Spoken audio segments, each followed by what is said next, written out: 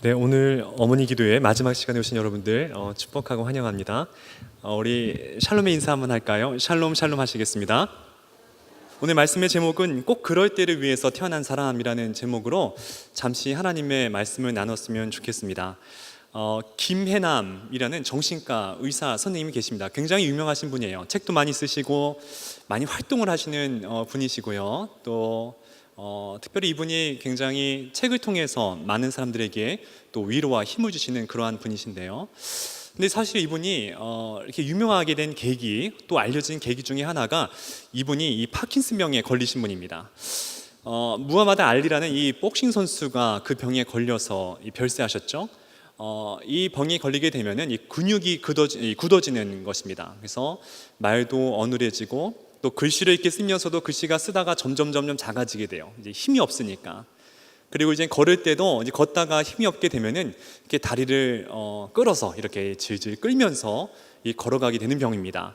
아직 치료제가 없고 그냥 약으로 이 통증을 완화시키는 정도이고, 또 이 병에 걸리게 되면은 한 15년에서 한 17년 정도 앓다가 세상을 떠나게 되는 그런 중한 병이게 되는 것이죠. 이 김혜남 이 선생님께서 이제 의사가 되고 이젠 자신이 병원에서 나와서 자신의 이 개인 병원을 차리게 됩니다. 개인 병원을 차리게 된 지 1년 이후에 이 병을 발견하게 됩니다. 하늘이 원망스러웠어요. 이제 의사가 선생님들도 다 아시겠지만은 의사가 딱 됐을 때 내 병원을 개원했을 때 그 기쁨이 얼마나 크겠습니까? 이제부터 내 진짜 인생이 되는 것이구나, 이제부터 시작이구나. 근데 그 42살에 꽃다운 나이에 그런 중한 병을 겪게 됩니다. 침대에 누워서 천장을 멍하니 바라보고 아무것도 하지 못했다고 합니다. 너무나 원망스러운 거죠. 너무나 한탄스러운 거죠. 그리고 자신의 인생을 돌이켜봤대요. 근데 자기가 사실 의사가 된 것은 고등학교 2학년 때 자신의 친언니가 교통사고로 돌아가시게 됩니다. 너무나 큰 충격이었대요. 그런 것 때문에 이제 의사가 되기도 결심도 하고 또 열심히 살았다고 합니다. 또 결혼해서는 이 임신한 첫째 아이를 임신하고도 이 응급실에서 굉장히 많은 사람들의 생명을 살리는데 열심히 일했는데, 한 번은 이제 새벽에 응급실에 응급 환자가 들어와서 급하게 나갔는데 이 응급 환자를 살리다 보니까 얼마나 긴장되고 얼마나 이것이 굉장히 힘이 드는 일입니까? 그러자 이 뱃속에 있던 아이가 유산이 된 거였어요. 첫째 아이가. 그러니까 남의 생명을 살리다가 자신의 아이를 잃어버리게 되는 그런 고통을 겪게 됩니다. 인생을 돌아보니까는 상처투성이에요. 언니가 죽게 되고 자신의 첫째 아이도 먼저 떠나게 되고, 이제 좀 뭔가 될 듯 싶어서 개원을 했더니 불치병에 걸려서 알아눕게 되고, 너무나 세상이 원망스럽다고 합니다. 그렇게 시간 흐르다가 이분이 문득 이렇게 원망하고 원통한들 내 인생이 다시 돌아올 수 있을까를 생각하게 됩니다. 이렇게 살면 안 되겠지.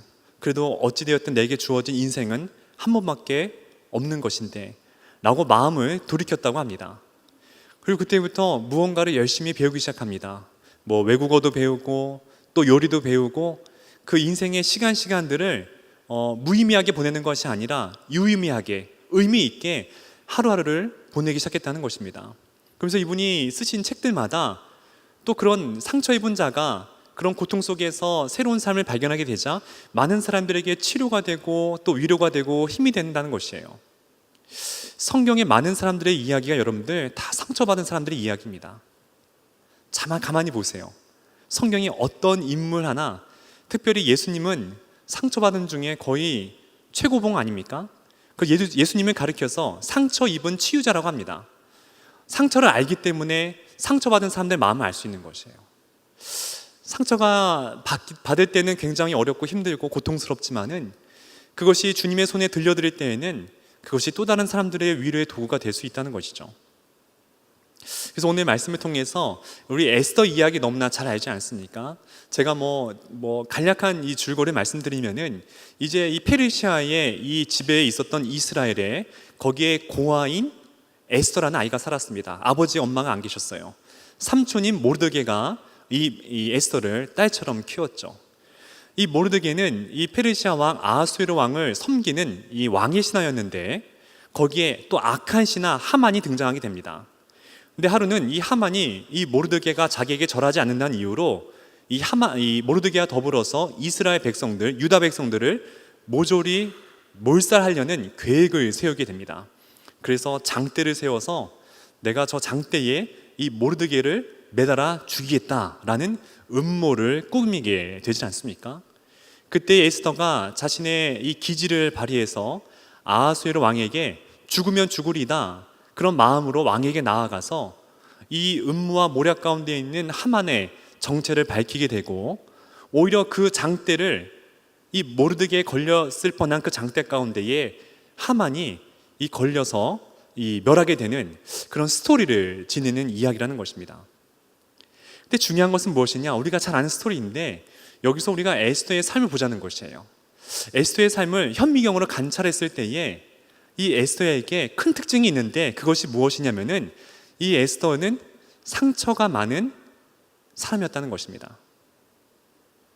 그 상처가 하나님 앞에 아름답게 올려드렸을 때에 그의 상처가 이 별이 되기 시작했다는 것입니다. 그래서 첫 번째 우리가 나누고 싶은 것은 무엇이냐면은 하나님의 사명자는 자신의 상처를 별로 만들 수 있다는 것입니다. 이 상처라는 영어가 스카라는 이 뜻이지 않습니까? 근데 거기에 한 글자만 바꾸면은 스타가 됩니다. 별이 됩니다. 그러니까 스카는 또 다른 의미로서 별이 될 수 있다는 것이에요. 여러분들 에스더의 뜻이 무엇인지 아십니까? 에스더의 뜻은 별이란 뜻입니다. 상처 많은 그 여자 고아아이가 하나님 앞에 붙들렸을 때에 그는 별이 되기 시작합니다. 그게 인생이라는 것이에요. 이어령 선생님께서 인생에 대해서 그런 얘기 하셨어요. 여러분, 인생이 제가 어르신들이 많이 계신데 인생이 무엇입니까? 라고 했을 때에 어떻게 답하시겠습니까? 인생은 우리 잘 모르잖아요. 나에게 왜 이런 일이 생기지? 왜 나에게 이런 어려움이 생기지? 근데 이어령 선생님께서 이 프랑스 소설가 이 로맹 롤랑을 이 글을 빗대서 이런 이야기를 했습니다. 이렇게 말씀하셨는데요.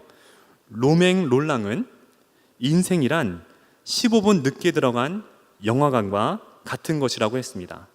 뭐가 어떻게 돌아가는지 알 수 없는 것이라고. 사람들은 그 놓쳐버린 15분의 줄거리를 찾기 위해 신앙을 가지고 철학에 매달리는지도 모릅니다. 진짜 너무 참 멋있는 표현이에요. 인생이란 무엇이냐? 15분 늦게 들어간 그 영화에 관해 영화 스토리와 똑같은 것이에요. 늦게 들어가면 여러분들 처음에 보지 못하면 인생이 뭔지 모르지 않습니까? 영화의 줄거리가 뭔지 모르지 않습니까? 그게 인생이라는 것이에요. 그래서 그 15분의 스토리를 찾기 위해서 우리가 발버둥 치고 애쓰고 살아간다는 것입니다. 저와 여러분들 많은 상처가 있죠. 제가 이렇게 교회에서 신앙생활하면서 어르신도 만나보고 청년도 만나보고 또 비슷한 또래도 만나보고 제가 공통점을 발견했어요. 상처 없는 사람이 없다는 것이에요.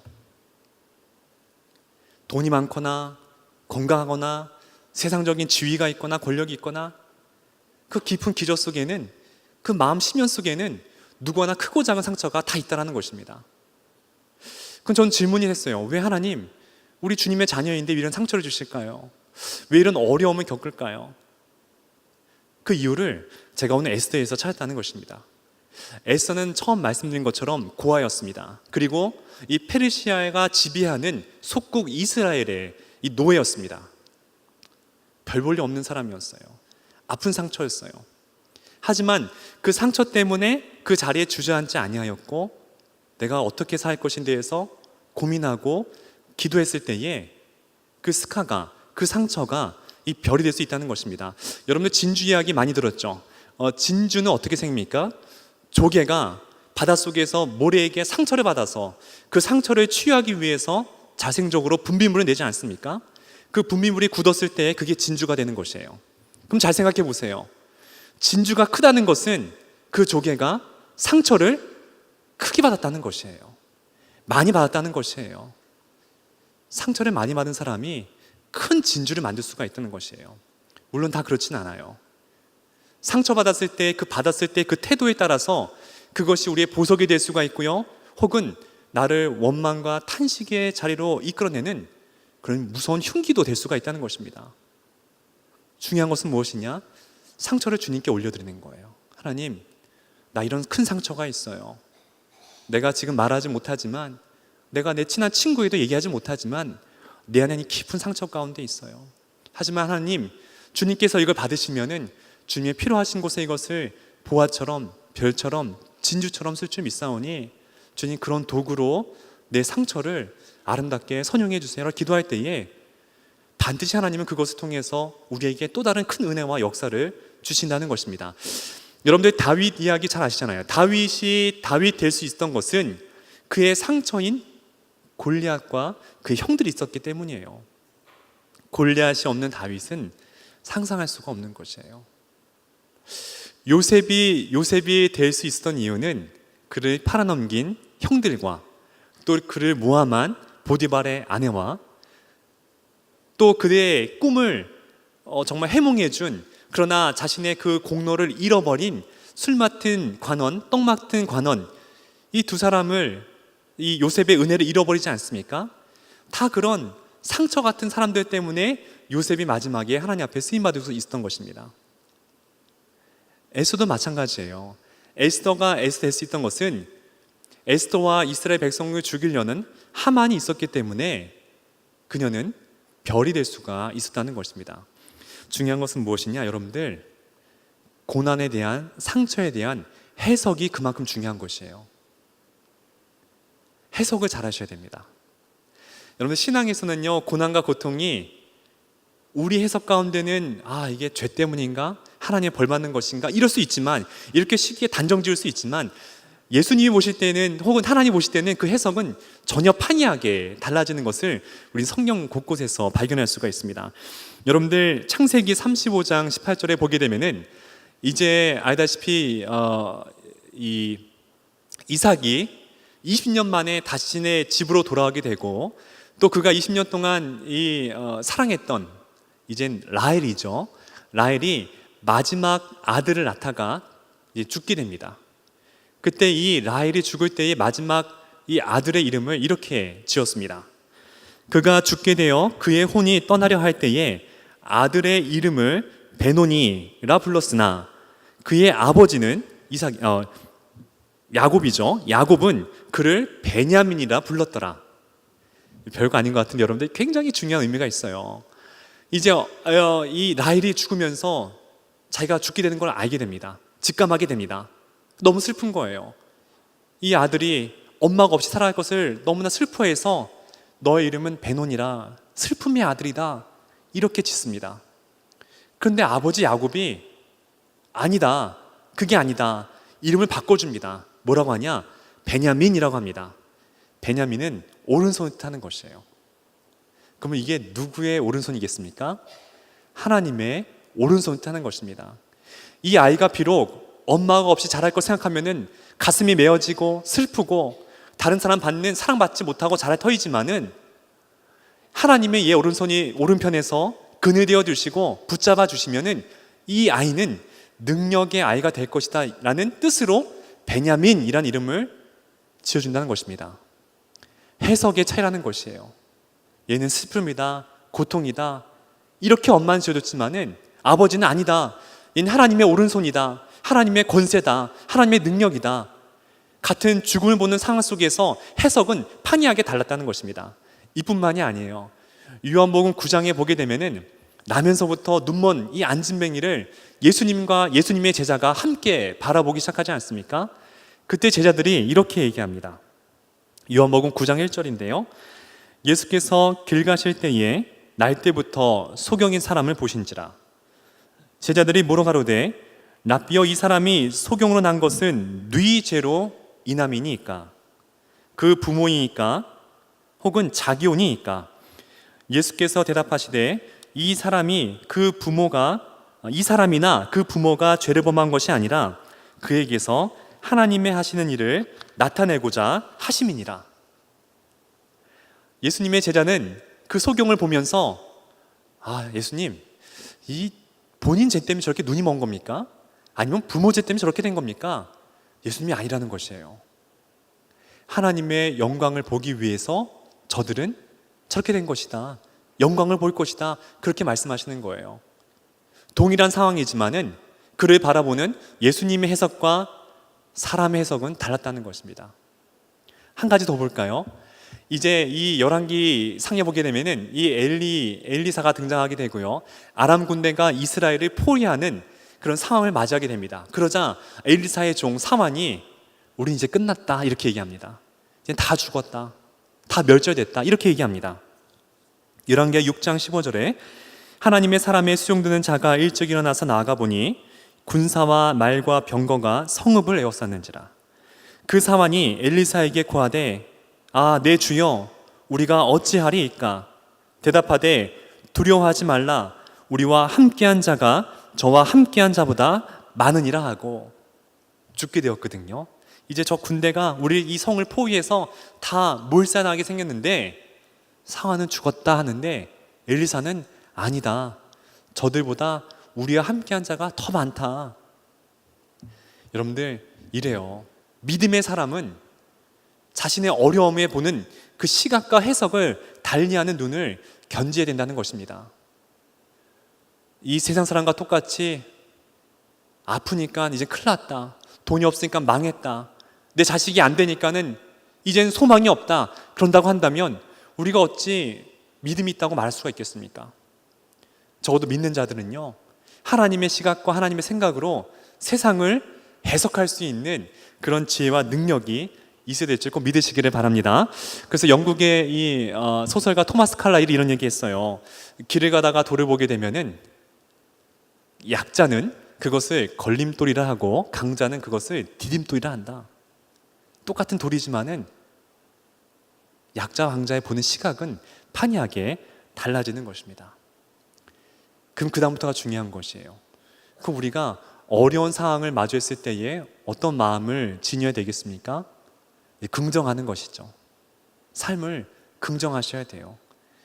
하나님이 내 고통도 내 아픔도 하나님 손에 맡겨드리게 되면은 반드시 이거는 긍정으로 변화될 수 있다는 것은 확고한 마음이 있어야 됩니다. 그리고 주저앉으시면 안 돼요. 그냥 침대에 누워서 천장을 바라보고 내 인생이 왜 이러지? 한탄하셔서 거기서는 아무런 결과를 돌출시킬 수가 없다는 것입니다. 여러분들, 그래서 에스더 4장 14절 말씀에 보니까 오늘 말씀에 이런 말씀 있지 않습니까? 너가 왕후의 위를 얻는 것이 바로 이때를 위함이 아닌지 누가 아느냐? 이제 모르드게가 이제 이 에스더에게 얘기하는 것이에요. 에스더야, 지금 상황이 우리가 다 죽게 되었지만은, 다 몰살당하게 되게 그런 상황을 연출되었지만은, 혹시 너가 이때를 위해서 네가 존재하는 게 아닌지 어찌 아느냐? 우리 한번 여기서 힘을 내보자. 그러자 에스더가 주저앉지 아니하고 이 16절에 보게 되면은 이젠 자기가 금식을 할 테니까는 나를 위해서 기도해달라고 그렇게 얘기하기 시작합니다. 그리고 그 자리를 박차고 일어나서 왕에게 나아가기 시작합니다. 나아가는 게 중요해요. 인생은 나아가셔야 돼요. 주저앉으시면 안 됩니다. 힘들고 외로워도, 상처가 많아도 자꾸 전진하셔야 돼요. 그것이 인생이라는 것입니다. 상처를 가지고 힘들어도 꼭 가셔야 됩니다. 반드시 주님께서 그 가운데 힘을 주시고 능력을 주신다는 것이에요. 누가복음 18장 1절에 보게 되면은 홀로 된 여인이 있습니다. 홀로 된 것도 굉장히 외롭고 힘들고 어려운데, 또 원통함을 이 뭔가 마음속에 풀리지 않는 그런 원통함이 있는 여인이었어요. 이렇게 써 있습니다.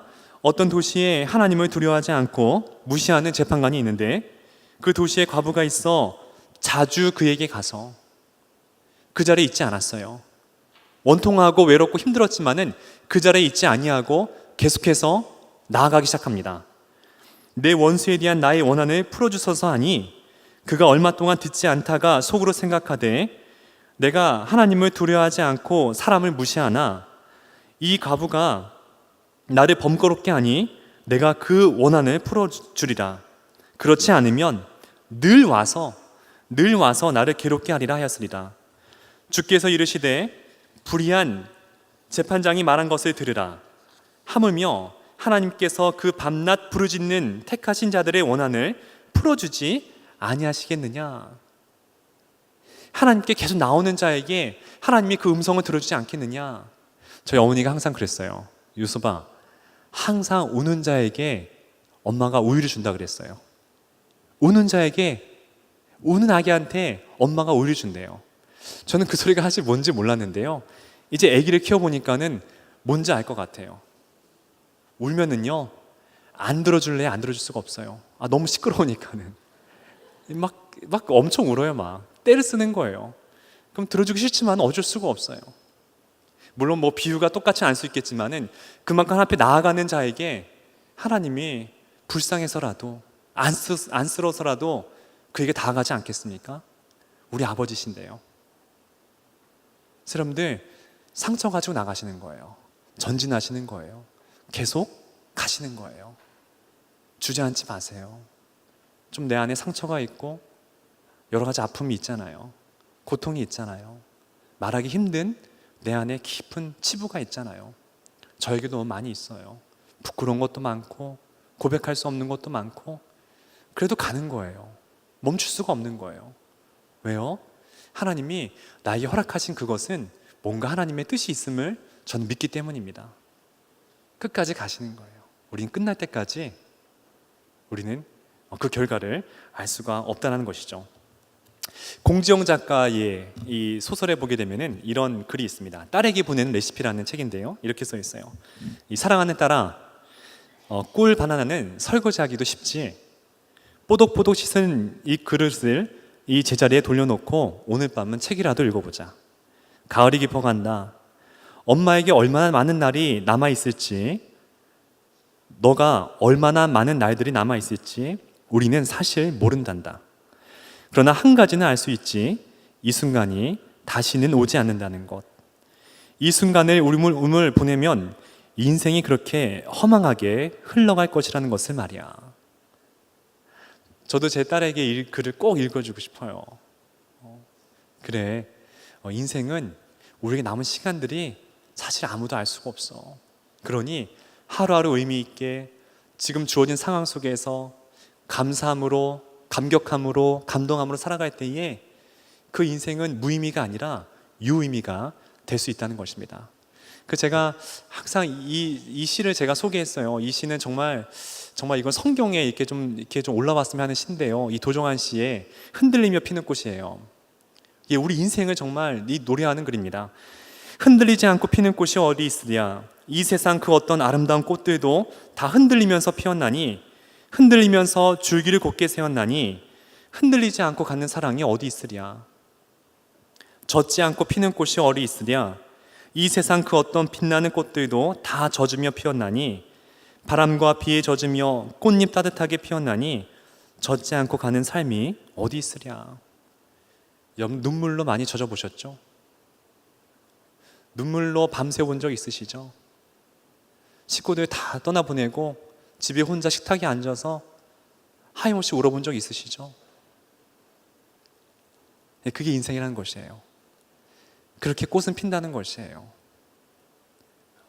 우리에겐 햇빛도 참 좋고 햇빛도 받아야 되지만 때로는 비도 받아야 우리가 자랄 수가 있는 것이에요. 왜냐하면 이 과도한 햇빛은 이 꽃을 말라버리게 한다는 것입니다. 그래서 하나님께서 우리에게 마르지 말라고 때로는 촉촉한 비를 우리에게 내려준다는 것이에요. 에스더에게도 그랬어요. 고아였으니 이게 얼마나, 여러분들 말이 고아지, 이 고아의 삶을 우리가 한번 상상해 볼 수가 있습니까? 적어도 저와 여러분들은 어쩌면은 좋은 부모님 만나서 잘 성장하여서 좋은 교육 속에 있는 저희들이었지만은 이 고아인 에스더는 그런 이 삶의 혜택을 누리지 못했다는 것입니다. 하나님이 그런 비를 주셨지만은 그 비를 맞고도 하나님 앞에 나아갔을 때에 그는 민족을 구하는 여인이 되지 않습니까? 하나님 예비시키는 거예요. 그런 축복이 여러분들에게도 임하기를 간절히 소원하고 축복합니다. 두 번째 한 가지 더 있는데요. 두 번째는 이것입니다. 오묘한 섭리 속에 계신 하나님을 바라보라는 것이에요. 여러분, 에스더서에는 우리가 잘 알다시피, 익히 알다시피 하나님의 이야기, 하나님의 이 단어가 등장하지 않는 그런 성경이죠. 그래서 마틴 루터는 사실 에스더를 좋아하지 않았어요.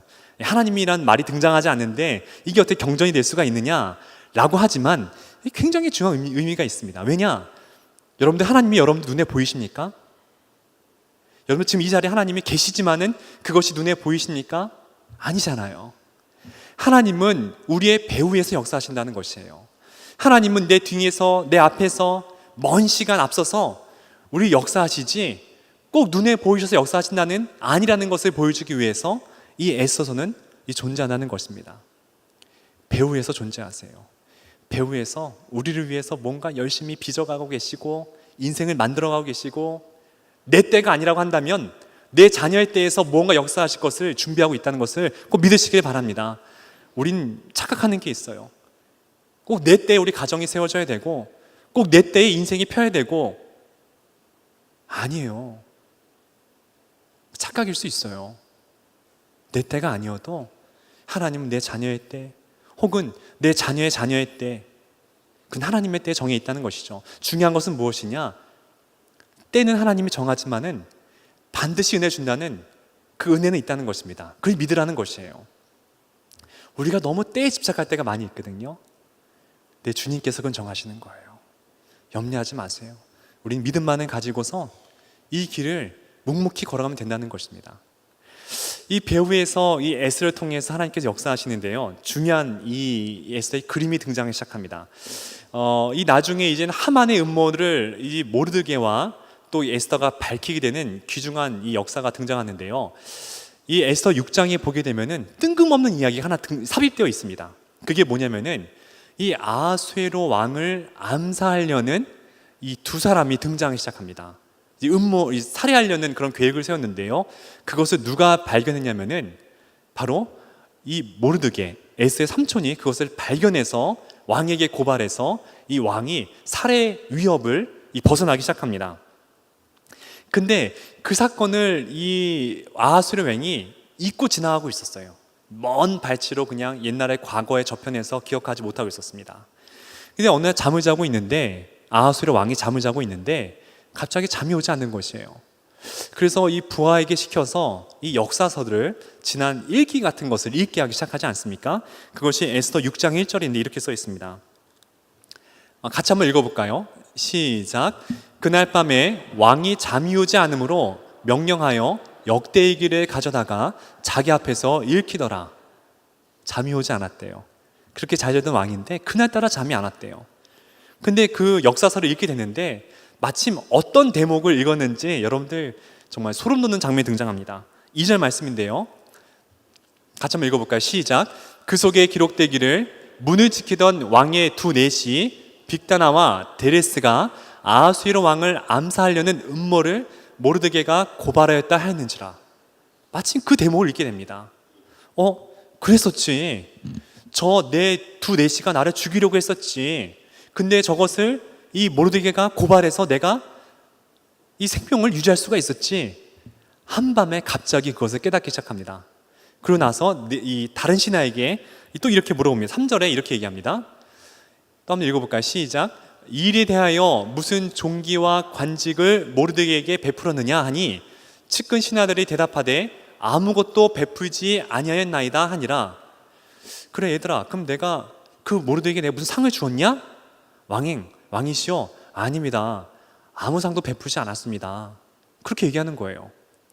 그러자 왕이 그건 아니지 않느냐 그러면서 이 모르드게를 위해서 이 잔치를 배설하기 시작합니다.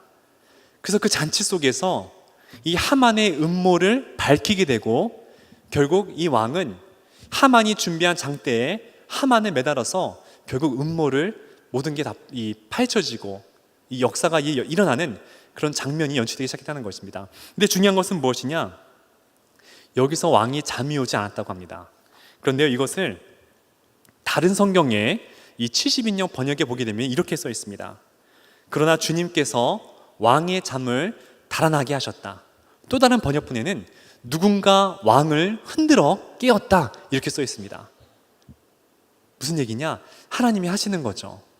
하나님이 아하수에로 왕아, 일어나라, 일어나라. 너 지금 잘 때가 아니야. 그리고 역사서를 읽어봐. 마침 그 수많은 역사서 가운데에 딱 모르드게가 자기를 살렸던 그 대목을 읽게 만드십니다. 그래서 누가 하신 걸까요? 배후에서 역사하시는 하나님이 그 모든 연출을 갖고 계셨던 것이에요. 적세, 적재, 적소에 가장 완벽한 하나님의 때에 하나님이 그것을 밝히셨다는 것입니다. 여러분, 요셉의 이야기를 보면서도 중요한 대목이 등장하는데요. 요셉이 감옥에 갇혔을 때에 그 감옥에서 두 사람의 관원을 만나게 됩니다. 술 맡은 관원, 떡 맡은 관원. 두 사람을 꿈을 꾸게 되고, 이 떡 맡은 관원은 거기서 사형을 당하게 된다는 이것을 해석하게 되고, 술 맡은 관원은 다시 관직에 복직하는 것을 이제 요셉이 해몽을 하기 시작합니다. 그리고 부탁을 하죠. 여러분 꼭 나가시걸랑 내 죄는 무고하니까는 왕에게 가서 제 이 고통을 선처를 좀 해주십시오. 근데 그 관원들이 이 술 맡은 관원이 복직되었을 때에 그 다음에 성경에 뭐라 써 있느냐, 요셉의 일을 까맣게 잊었더라라고 얘기하고 있습니다. 그 잊게 하신 것도 하나님이 하신 것이에요. 그리고 2년이 지난 다음에 바로가 꿈을 꾸게 되고, 이 꿈을 누가 해몽할 수 있을까 했을 때에 그때 마침 술 맡은 관원이 2년 전의 사건을 떠올리게 됩니다. 그러니까 자기가 떠올렸을까요? 아니죠. 하나님이 딱 지혜를 주시는 거예요. 지금의 이때다. 하나님의 그 카드를, 하나님의 그 조커를 딱 꺼내시는 것이었어요. 하나님의 때라는 게 이렇게 엄청난 것이에요. 하나님의 때가 찼을 때에는 여러분도 하나님의 귀한 준비된 것들이 있다는 것이에요. 그 상처가 변해서 별이 되고, 그 고통이 변해서 진주가 되는 그때 하나님의 히든 카드가 우리에게도 있다는 것입니다. 그 중요한 것은 무엇이냐? 요셉의 인생 가운데서 혹은 에스더의 인생 가운데서 그들의 고아였고, 형들에게 팔려가고, 음해를 당해서 감옥에 갇혔고, 이런 인생의 모든 조각조각들이 버릴 것이 없는 하나님의 카드였다는 것이에요. 여러분들, 인생은 그만큼 소중하다는 것입니다. 하나님 왜 이유 없이 우리 이 자리 가운데 보내시겠습니까? 하나님이 왜 어떤 연유 없이 여러분들에게 우리의 자녀를 주셨고, 우리의 배우자를 주셨고, 우리가 당한 이 환난을 혹은 환경을, 이 고난을 우리에게 주시겠습니까? 왜 이유가 없다고 생각하십니까? 아니에요. 그것도 우리를 만들어 가시고, 우리를 빚어 가시고, 하나님의 때에 그 인생의 조각들을 꺼내 주셔가지고, 자, 여기 있다. 내가 이 때를 위해서 지금 너에게 이 시간을 겪게 한 거야.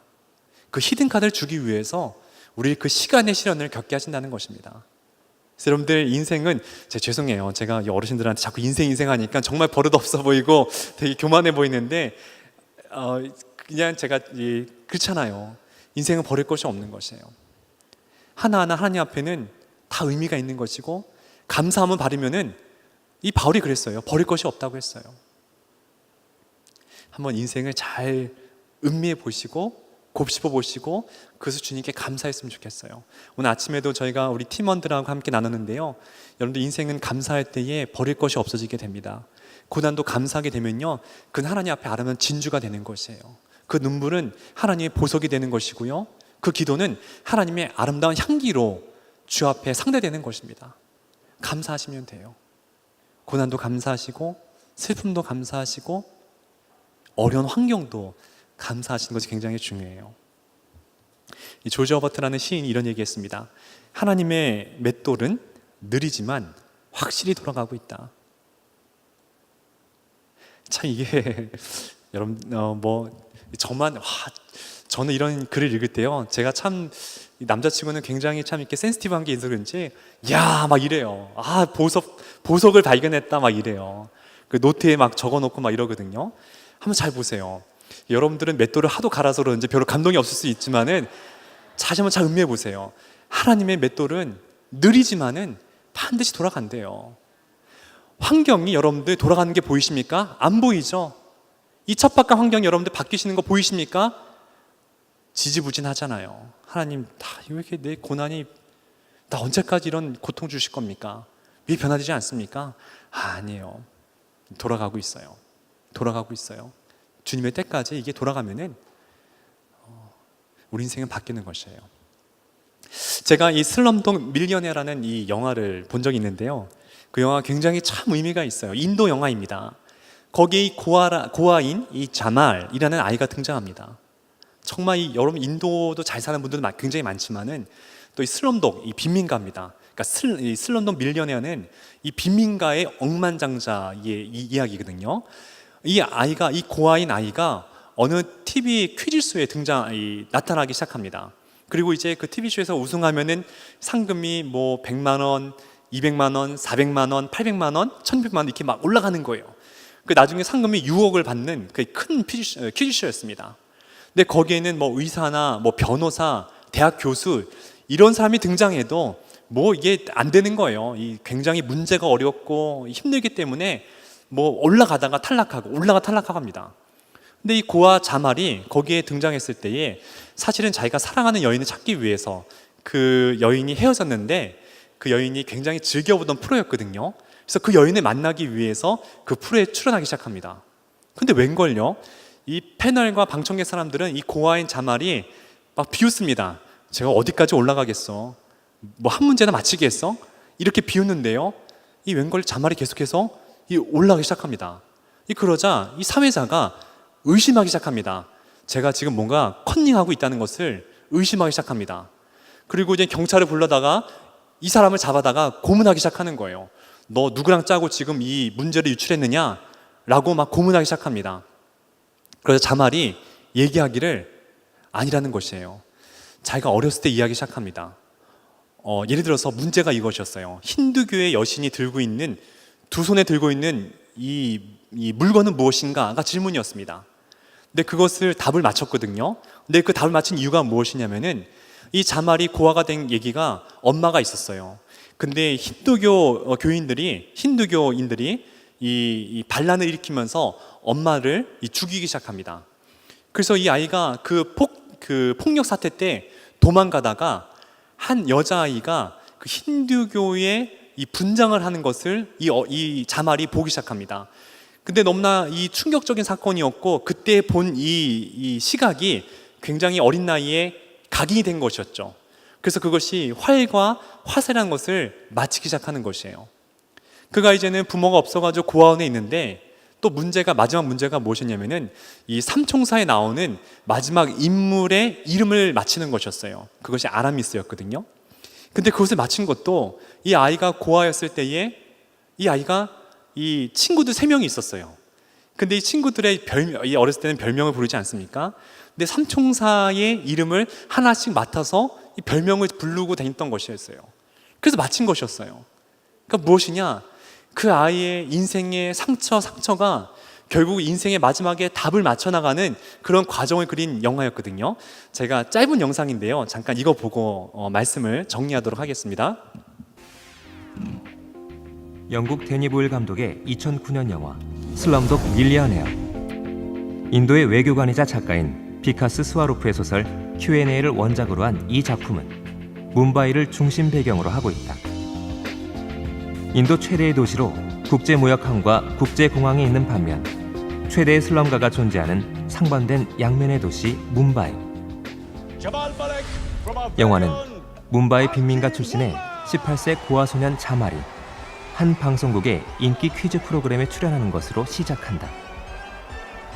자말은 2천만 루피의 큰 상금이 걸린 TV 퀴즈쇼의 마지막 문제를 앞두고 경찰에 연행된다. So it's hot, and my wife is giving me. 고학력의 지식인들도 도전에 실패한 퀴즈쇼에서 일자 무식의 고아가 승승장구한다는 사실에 의심을 품은 경찰의 취조에 자말은 퀴즈를 맞출 수 있었던 이유를 털어놓는다. In depictions of God Rama, 힌두교 라마 신이 손에 들고 있는 것은? 이라는 문제를 맞힌 이유는 어머니가 종교 분쟁의 와중에 힌두교들에게 살해당하던 현장에서 라마신 분장을 한 아이를 보았기 때문이다.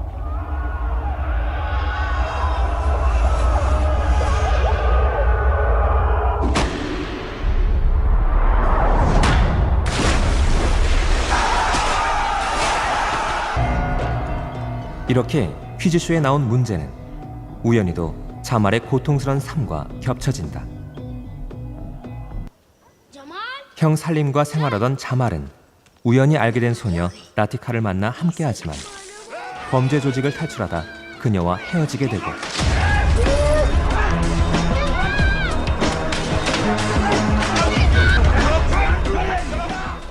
라티카를 다시 보겠다는 일념으로 그녀가 즐겨보는 퀴즈쇼에 출연하게 된 것이다. Big reader, are you, John? 경찰 조사 후 퀴즈쇼에 출연한 자말에게 드디어 마지막 문제가 주어진다. Two of the musketeers are called Athos and Porthos. What was the name of the third musketeer? आजा बेटा अंदर आजा बेटा Aramis. B. Cardinal Richelieu. Yes. Final answer A. Aramis. Computer जी लॉक किया जाए. Which is, I have to tell you, the right answer. 빅토리아 역으로 더 잘 알려진 차드라바띠 시와지역.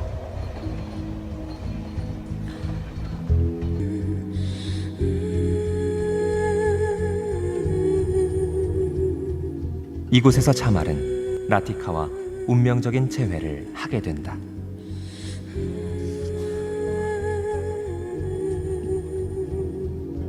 I knew you'd be watching. I thought we'd meet again only in death. 네, 여기까지 보시고요. 이 끝은 영화를 꼭 보시기 바랍니다. 근데 제가 여기서 보면서 참 제가 이거다 싶은 게 뭐였냐면은 이 답을 맞춰가는 것이 자말의 고통과 그의 답이 계속해서 맞춰가는 거예요. 우리 인생이 바로 그런 것이에요. 내 인생의 고통과 번민과 아픔이 우리 인생의 또 다른 답에 맞춰가는 귀한 역사가 있다는 것이죠.